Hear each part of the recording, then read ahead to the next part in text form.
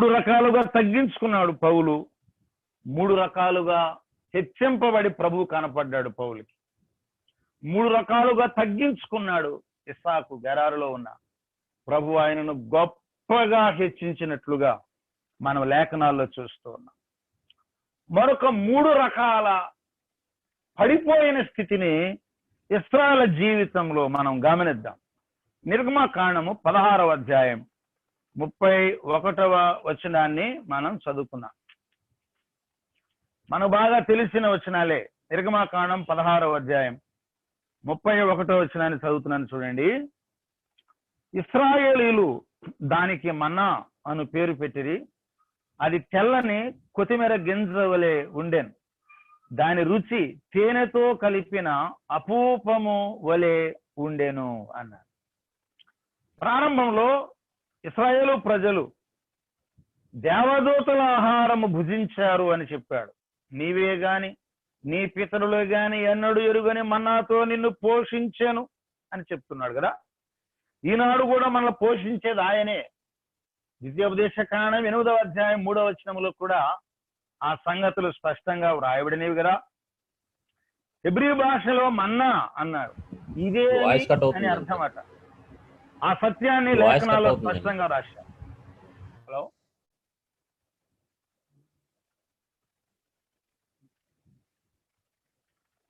Brother,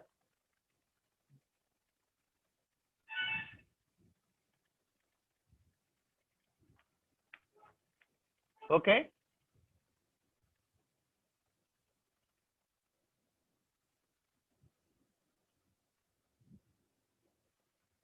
right. మనము గాలిని, వైర్ని నమ్ముకున్నాం, అందుచేత అప్పుడప్పుడు ఇలాంటి అంతరాయం కలుగుతుంది. Thank you for your patience. మంచిది ప్రియులారా, ఇశ్రాయేలు జీవితంలో ఆ ఆహారాన్ని భుజించేటప్పుడు లేక మన్నాను భుజించేటప్పుడు అది తేనెతో కలిపిన అపూపం వలె ఉంది అని చెప్పాడు. అంటే బాగా రుచిగా ఉంది అని చెప్పాడు. సంఖ్యాకాండం 11వ అధ్యాయానికి రండి. సంఖ్యాకాండము 11వ అధ్యాయం 7-8 వచనాలు మనం చదువుకుందాం ప్రియులారా. 11వ అధ్యాయం 7-8 వచనాలు. ఆ మన్నా కొత్తిమీర గింజ వలె ఉండెను, చూపునకు అది బోళము వలె ఉండెను. జనులు తిరుగుచు దానిని కూర్చుకొని తిరుగట విసిరి లేక రోట దంచి పెనం మీద కాల్చి రొట్టెలు చేసిరి. దాని రుచి కొత్త నూనె రుచి వలె ఉండేనన్నారు. ఇందాకేమన్నాడు బ్రదర్? తేనె రుచి అన్నారు కదా. ఇందాక తేనె రుచి అన్నది, ఇప్పుడు ఏమన్నారండి? నూనె రుచి అన్న. మన్నానే అన్న క్వాలిటీ తగ్గిందంటారా? ప్రభు ఆయన క్వాలిటీ తగ్గించరు. ఆయన మాటలు నిన్న నేడు నిరంతరం ఏకరీతిగా ఉన్నవాడు. ఆయన మాటలు ఆకాశం భూమి గతించిన గతించవు. ఆయన శక్తి గొప్పది, ఆయన మహిమ గొప్పది. ఆయన ఎన్నటికీ మారినవాడు, ఆయన కార్యాలన్నిటికీ మారనివి. ఆయన ఆహారం, ఆయన ఇచ్చే ఆహారంలో క్వాలిటీ ఎప్పుడు తగ్గదు. మరి ఎందుకు వీళ్ళు ఇప్పుడు ఇందాక తేనె అన్నారు, ఇప్పుడు నూనె అంటున్నారంటే ఈ మనుషుల్లోనే క్వాలిటీ తగ్గిందండి. ఆత్మీయతలో క్వాలిటీ తగ్గింది. డ్యామేజ్ సరుకు అన్నాడండి ఒక ఆయన. డ్యామేజ్ అంటే మా ఏరియాలో డ్యామేజ్ శారీ సెంటర్స్ అని ఉంటాయండి. ఎక్కువ మంది అక్కడ ఎక్కువ మంది ఉంటారు. ఎందుకని అని అంటే ఒక బ్రదర్ అన్నాడు ఊరకనే, చెలో ఈ డ్యామేజ్ సరుకు అంతా బ్రదర్ డ్యామేజ్ సరుకు కాడకి చేరారు అన్నాడు. అలాగైతే మన వాస్తవానికి ఎవరా అన్నమాట? డ్యామేజ్ సరుకు రోజు రోజుకి ఆత్మీయతలో క్షీణత వస్తున్నప్పుడు ప్రభు యొక్క రుచి తగ్గిపోద్ది. మన వాక్య సూచనే క్రొత్త నిబంధన వెలుగులో మనం ఆలోచన చేస్తే యోహాను సువార్తలో 6వ అధ్యాయంలో 7వ అధ్యాయంలో పరలోకము నుండి దిగి వచ్చిన జీవాహారం ఎవరు? మన ప్రభు అయిన యేసుక్రీస్తుని గురించి చెప్పాడు. కాబట్టి ఈనాడు మనం ఆలోచన చేస్తే వాక్యము కూడా మన్నా పోలికలో ఉంది కదా. కాబట్టి ఇది ఎందుకు రుచి తగ్గుతుంది? ఎందుకు రుచి తగ్గుద్ది అంటే మన భక్తి జీవితంలో తేడా వచ్చింది, డిఫరెన్స్ వచ్చింది. మన భక్తి యొక్క క్వాలిటీలో తేడా వచ్చింది. ఒక రోజంతా బైబుల్ చూడని వాళ్ళు ఉన్నారు, కానీ ఒక 10 నిమిషాలు సెల్ ఫోన్ చూడని వాళ్ళు ఎవరైనా ఉన్నారా? ఉదయం ట్యాబ్లెట్లు, సాయంత్రం ట్యాబ్లెట్లు అనుకునే వాళ్ళట పెద్దోళ్ళు. ఇప్పుడు ఉదయం లేచిన వెంటనే సెల్ ఫోను, పడుకునేటప్పుడు కూడా సెల్ ఫోన్తో, యాక్చువల్గా లైట్ ఆఫ్ చేసి పడుకునే వాళ్ళు ఇప్పుడు సెల్ ఆఫ్ చేసి పడుకుంటున్నారు. అంటే మీ గురించి చెప్పట్లేదండి, మీ పిఠాపుర ప్రాంతం వాళ్ళందరూ మంచి వాళ్ళే ఉండొచ్చు, కానీ నేటి ప్రజలలో ఎక్కువ మంది వారి జీవితంలో ఒక ముఖ్యమైన భాగం, నేను అతిశయోక్తిగా కాదు, నేను చదివిందే చెప్తున్నాను, నేను సెల్ ఫోన్ని విడిచిపెట్టను. మా ఆయనైనా వదిలిపెడతాను కానీ సెల్ ఫోన్ వదిలిపెట్టను అన్నారంటే, అంటే సెల్ ఫోన్ యొక్క అది ఎంత అంతర్భాగం అయిపోయిందో చూడండి. ఆ టీవీలకు అతుక్కుపోయేవారు ఉన్నారు. ఈ మధ్య సోషల్ మాధ్యమంలో ఒక వృద్ధురాలు టీవీ చూస్తూ ఉంది. వృద్ధురాలు టీవీలో సీరియల్ చూస్తూ ఉంది. సీరియల్ చూస్తూ ఒకవేళ గదిలో ఎవరు లేరు కాబట్టి ఒక్కడే ఉందేమో, ఆ మనవడో మనవరాలు షూట్ చేస్తుంటారు దాన్ని. ఆ టీవీకి వెళ్ళి చూసుకుంటూ తెగ తిడుతుందండి. ఆవిడికి నచ్చని క్యారెక్టర్ జరుగుతున్నట్టుంది ఆ టీవీలో. ఈమె ఇంకా మాట్లాడుతూ నుంచోని మరి కుర్చీలోంచి లేచి టీవీ దగ్గరికి వెళ్ళి చేతులు ఇసురుకుంటా తిట్టి మళ్ళీ వెనక్కొచ్చి కూర్చుంది ఆ వృద్ధురాలు. ఎంత ఎడిక్ట్ అయిపోయింది టీవీకి. ఈ దినాల్లో చాలా విశ్వాస కుటుంబాలలో, చాలా మందిలో, అందరని కాదు ప్రియులారా, ప్రభుని ప్రేమించేవారు, భయపడేవారు ఉన్నారు. చాలా మంది తెల్లారి లెగిస్తే తెల్లవారుజామున ఆ పాతకాలపు వాళ్ళు 4 గంటలకి లేచి బైబిల్ చదువుకునేవారు. భక్సింగ్ గారు ఫెలోషిప్ లో రాజరావు అని ఒక బ్రదర్ ఉండేవారు. ఆయన తన అనుభవంలో ప్రార్థన చేసి చేసి చేసి చేసి ప్రార్థన ఆమెన్ అన్న తర్వాత వెంటనే బైబిల్ తీసి చదువుకునేవాడట. అంటే ఇలా చెప్పేవాడు అనమాట. ఏంటి అనుభవం అంటే, ప్రార్థన చేసినప్పుడు నేను ప్రభువుతో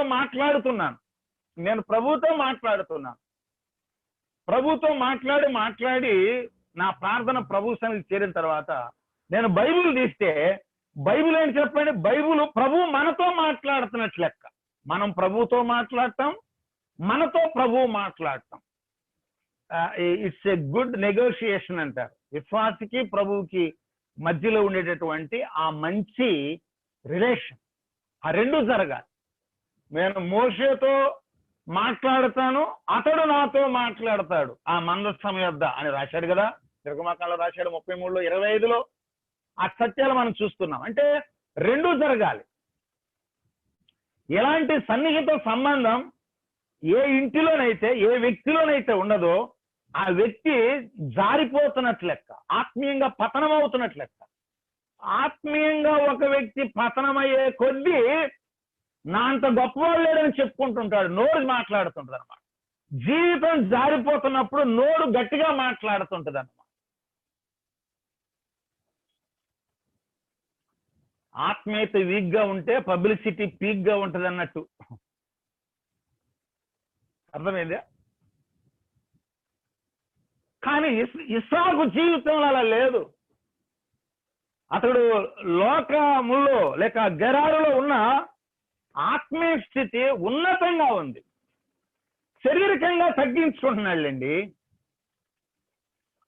ఆ మోషే కూడా శారీరకంగా ఎంతో తగ్గించుకుంటున్నాడు. దాన్ని సాత్వికం అని చెప్పారు కదా. ఒక బ్రదర్ చెప్పాడు, meekness is not a weakness, it is the power under submission to almighty. అంటే సాత్వికమైనది వీక్నెస్ కాదు, ప్రభువుకి మనల్ని మనం సమర్పించుకునే ద్వారా మనం పొందే ఆత్మీయ గొప్ప బలం, శక్తి.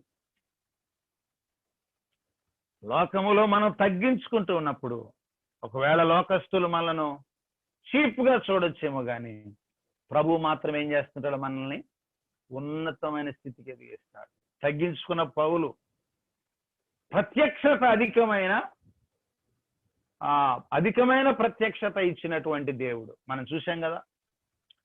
ఇక్కడ మనం చూస్తున్నప్పుడు ప్రభువుతో ఆ సన్నిహిత సంబంధం ఉన్నప్పుడు ప్రభు చెప్పినట్లుగా వారు ఆహారాన్ని కూర్చుకొని తిన్నప్పుడు అది తేనె వలె అపూపముగా ఉంది అని చెప్పారు. ఎప్పుడైతే లోకము వీరికి మోజుగా కనబడిందో, రుచిగా కనబడిందో దేవుని కంటే, ఆ తేనె నూనె అయిందని చెప్తున్నాడు. చాలా మంది జీవితాలలో ఇలాగనే మార్పు వస్తుంది. మరి ఇంకా కొద్దిగా ముందుకు వెళ్ళి మనము ఆలోచన చేస్తే ఇంకొక మాట చెబుతూ ఉన్నాడండి. 21వ అధ్యాయం సంఖ్యాకాండం 5వ వచనానికి రండి. 21:5. కాగా ప్రజలు దేవునికి మోషేకును విరోధముగా మాట్లాడి, ఈ అరణ్యములో చచ్చుటకు ఐగుప్తు నుండి మీరు మమ్మల్ని ఎందుకు రప్పించితిరి? ఇక్కడ ఆహారం లేదు, నీళ్లు లేవు, సవిసారము లేని ఈ అన్నము అన్నాడు. మన్నా పేరు కూడా మర్చిపోయారు, అన్నం అన్నారండి. సవిసారము లేని అన్నము దగ్గరికి వచ్చింది విషయం. తేనె, తర్వాత నూనె, ఇప్పుడేమంటున్నారు? సవిసారము లేని మన్నా. ఎవరిలో మార్పు వచ్చింది? దేవునిలో మార్పు రాలేదు. ఆయన మారనివాడు. ఆయన పంపించిన ఆ ఆహారం, దేవదూతల ఆహారం మార్పు లేనిది. లోపము, జబ్బు పేరుకుపోయింది. జబ్బు ఎప్పుడైతే శరీరంలో పేరుకుపోయిందో రుచి ఎలా ఉంటుంది చెప్పండి? లోక సంబంధమైన జబ్బు, శరీరాశ, నేత్రాశ, జీవపు డంబం కదా, వాటి వైపు ఒక వ్యక్తి మరులు కొల్పబడినప్పుడు ఆత్మ సంబంధమైన ఆహారము రుచి తగ్గిపోతుంది. రోజు జూమ్ అంటారేంటో అంటున్నారండి మా ప్రాంతంలో. ఎందుకంటే కొంతమంది, అందరూ కాదు, ఎవరో ఒకళ్ళు, వారి విషయంలో మనం ఆలోచన చేసినప్పుడు ఆత్మీయ పతనం ప్రారంభమైంది. మనము అందరం కూడుకోలేకపోతున్నాం, అన్ని కూడికలు ఆదలేకపోతున్నాం, హృదయపూర్వకంగా షేక్ హ్యాండ్ ఇచ్చుకోలేకపోతున్నాం, కుదరదు షేక్ హ్యాండ్ ఇవ్వడం, మాట్లాడుకోలేకపోతున్నాం, మూతులుగా మాస్కులు పెట్టుకుంటున్నాం, ఎన్నో రిస్ట్రిక్షన్స్. ఇలాంటి పరిస్థితుల మధ్య సువార్త ప్రకటన కొంచెం ఆటంకంగా ఉంది. వీరి సువార్తలు ఆగిపోయినాయి. రకరకాల పరిస్థితుల మధ్య ఉన్నాం. ఎప్పుడు ఏది ఎలా ముంచుకొస్తుందో తెలియని పరిస్థితుల్లో ఎంత ఎక్కువగా ప్రభువుతో మనము అనుసంధానము కలిగి ఉంటే అంత మంచిది అని గుర్తించాలి ప్రియులారా. ఎంత తక్కువ అయితే అంత మంచిది కాదు, ఎంత ఎక్కువ ఆ దినము సమీపించడం మీరు చూసుకోలేది, మరి ఎక్కువగా అనే మాట చాలా స్పష్టమైనటువంటి సత్యంగా లేఖనాల్లో మనం గుర్తిస్తూ ఉన్నాం ప్రియులారా. ఇశ్రాయేలు జీవితంలో 3 స్టెప్పులుగా మన్నా విషయంలో రుచి తగ్గిపోయింది. కారణం ఏంటంటే వారు ఆత్మీయంగా పతనమైపోయారు. లోకం వైపు, లోక ఆహారం వైపు, ఈ లోక సంబంధమైన ఆహారం వైపు మరులు కలుపబడ్డారు. వారు భూ సంబంధమైన ఆహారము తినుచుండగా మన్నా మానిపోయెను అని రాశారు. రుచి తగ్గటానికి మరొక కారణం ఉంది ప్రియులారా, అది కూడా మనం కొంచెం ఆలోచన చేద్దాం. సంఖ్యాకాండం 11వ అధ్యాయానికి మరలా వచ్చిన దగ్గరికి రండి ఒకసారి. సంఖ్యాకాండము 11వ అధ్యాయం. రుచి తగ్గటానికి మరొక కారణాన్ని అక్కడ చాలా స్పష్టంగా రాస్తున్నాడు. 8వ వచనం. జనులు తిరుగుచు దాన్ని కూర్చుకొని తిరుగట వేసిరి, రోట దంచారు, పెనం మీద కాల్చారు, రొట్టెలు చేశారన్న. ఇది ఎక్కడుందండి? దేవుడు ఇలా చేయమని ఎక్కడ చెప్పాడు? దంచమన్నాడా, తిరిగటి వేయమన్నాడా, కాల్చమన్నాడా, రొట్టెలు చేయమన్నాడా? మీరు ఆ దేవదూత ఆహారం కూర్చుకోండి, ఒక్కొక్కడు ఒక ఓమేరు చొప్పున కూర్చుకొని ఏ పూట ఆ పూట భోజనం చేసేదని చెబితే వీళ్ళు కొత్త పద్ధతి మొదలు పెట్టారు. సొంత పద్ధతి అంటారన్నమాట ప్రియులారా, దైవ పద్ధతి కాదు. ఎప్పుడైతే సొంత పద్ధతిలో ఆహారాన్ని సిద్ధపరచుకోవడానికి వాళ్ళు ప్రారంభించారో వెంటనే అది నూనె రుచిలోనికి మారిపోయి, వాక్యము ఉన్నది ఉన్నట్లుగా దేవుడు మనకు అనుగ్రహించాడు. ఉన్నది ఉన్నట్లుగా చదవాలి.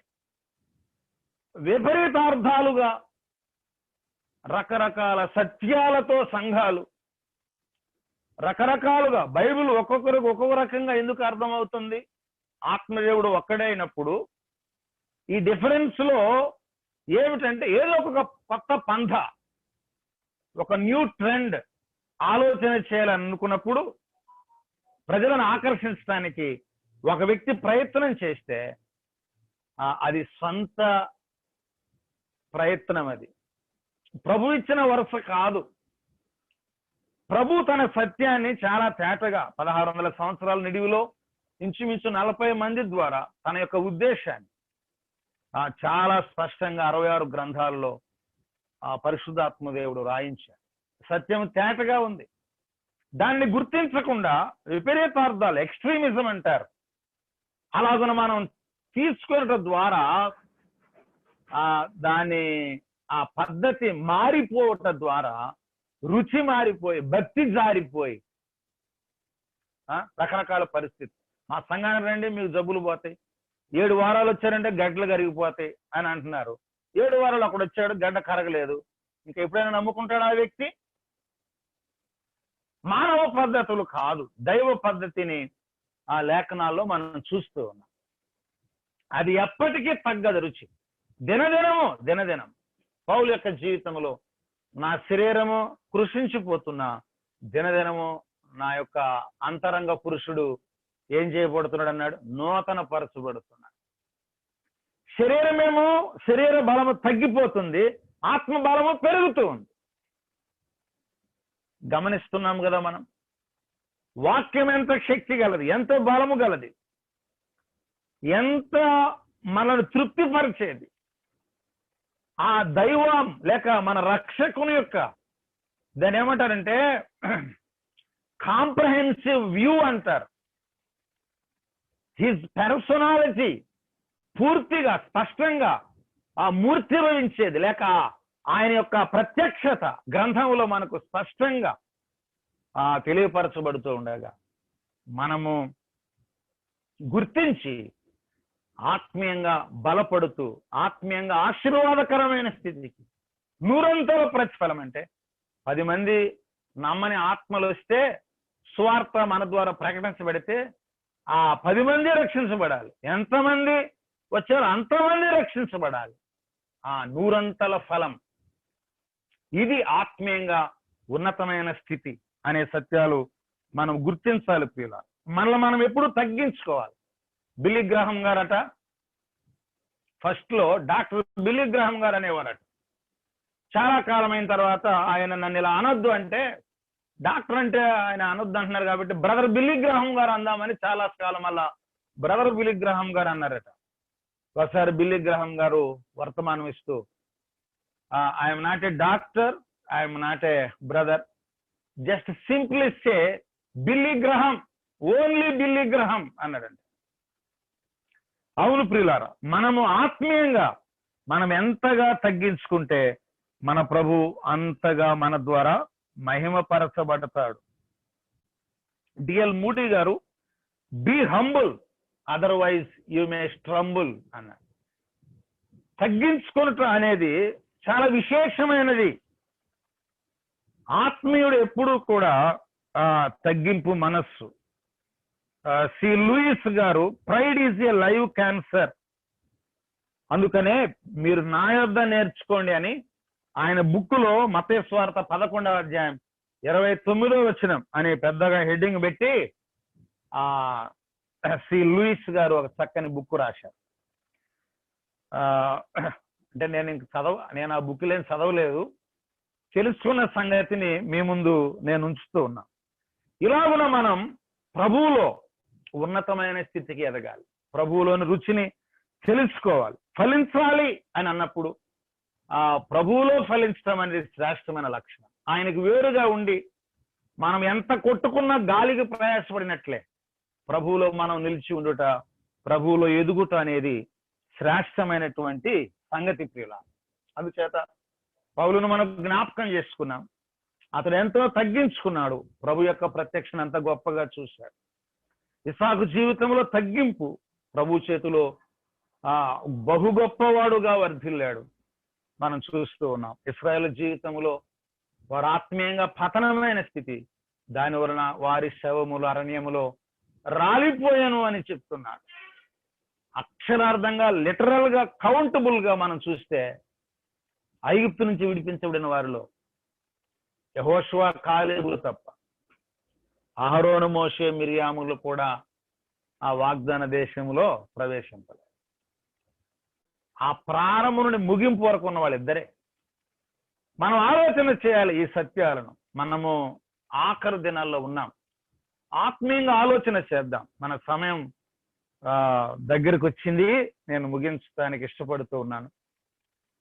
విషయాలు మనకు అవగాహన అవుతూ ఉండగా, ప్రభు మనతో మాట్లాడుతూ ఉండగా, మరి ఎక్కువగా ప్రభువులోనికి మనం అంటుకట్టబడుతూ ఫలిస్తూ, ఫలించాలంటే క్రాఫ్ట్ చేయబడాలి అన్నాడు. క్రాఫ్టెడ్ ట్రీ బాగా ఫలిస్తుందట. అంటే బాగా ఫలించాలంటే అందులో ఆ చెడును తీసి పారవేయాలి. ఊడు పిలేసేటప్పుడు ఆ కలుపు మొక్కలు తీసి పారవేయాలి, మనలో ఉన్న లోపాలను తీసి పారవేయాలి. అప్పుడు మనం ఫలించగలం, ఆ ప్రభువుని మనం తెలుసుకోగలం, అనుభవించగలం. ఆటోమేటిక్ గా మనలో ఆ దీనత్వం ఆటోమేటిక్ గా ప్రభు మనకు నేర్పిస్తూ ఉంటారు. ఒక వ్యక్తి ఆత్మీయంగా పతనం అయినప్పుడే అతని నోరు తెచ్చు మాటలు పలుకుతుందన్నమాట. ఈ సత్యాలన్నీ మనం ఆలోచన చేస్తూ ఉండగా, ఆ గెరారులో ఉన్న ఇస్సాకు, గొడవపడని ఇస్సాకు, గొప్పవాడైన ఇస్సాకు మన ఎదుట ఉండగా, మన పరమ ఇస్సాకు మన ప్రభువై ఉండగా ఆయన ఎంతగా తగ్గించుకున్నాడు. పరలోకమును, సింహాసనమును, దేవదూతలను, నిత్యత్వమును, మహిమను విడిచాడు. మట్టి శరీర రూపములోనికి మార్చబడ్డాడు. ప్రపంచ నడిబొడ్డున యెరూషలేము గవిని వెలుపట గొల్గొతా కొండపై శాపగ్రస్తమైన స్థలములో దొంగల మధ్యలో 3 మేకుల పట్టులో ఆయన వేలాడాడు. ఎంతగా తగ్గించుకున్నాడో మనం ఆలోచన చేస్తూ ఉన్నాం. అందుచేత అన్ని నామముల కంటే పైనామముగా హెచ్చింపబడిన మన ప్రభువును చూస్తున్నాం. ఉన్నత లోకములో మహామహిమలో తండ్రి కుడి పార్శ్వమున ఆసీనుడైన మన ప్రభువుని మనం చూస్తూ, దాసిన రూపము ధరించాడు, రిక్తునిగా చేసుకున్నాడు. మరణము పొందినంతగానగా, శిలువ మరణం పొందినంతగా విధేయత చూపించినట్లుగా లేఖనాల్లో మనం చూస్తూ, మన ప్రభువే మన పరమ ఇస్సాకు, మన మాది. ఆయన వైపు చూస్తూ ఆత్మీయ జీవితాన్ని గురి కలిగి కొనసాగిద్దాం. ఇంకా ప్రభువుని అంగీకరించిన వారు ఎవరైనా ఉంటే గురి లేని స్థితిలో, గమ్యం లేని స్థితిలో అగ్నికి ఎండి కట్టవలే సిద్ధపరచబడుతున్నట్టు లెక్కే. నేడని సమయం ఉండగానే ప్రభు సమయం ఇచ్చినప్పుడే ప్రభు దగ్గరికి వచ్చి, దేవా నేను పాపిని, నా పాపములు క్షమించు,